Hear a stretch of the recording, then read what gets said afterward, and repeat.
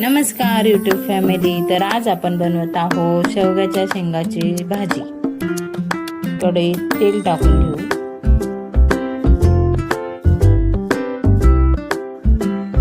लसूण,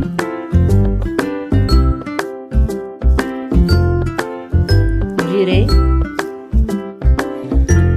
लाल तिखट, हळद, थोडा काळा मसाला, धने पावडर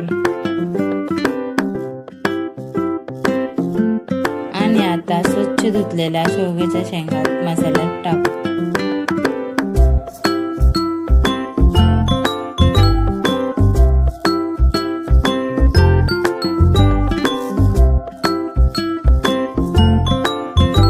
चवीनुसार मीठ घालू.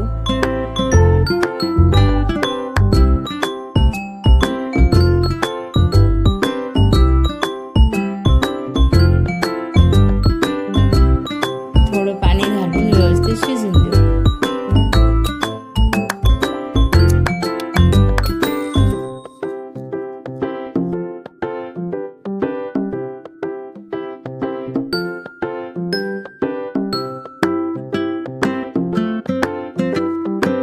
अशा प्रकारे आपली भाजी तयार आहे.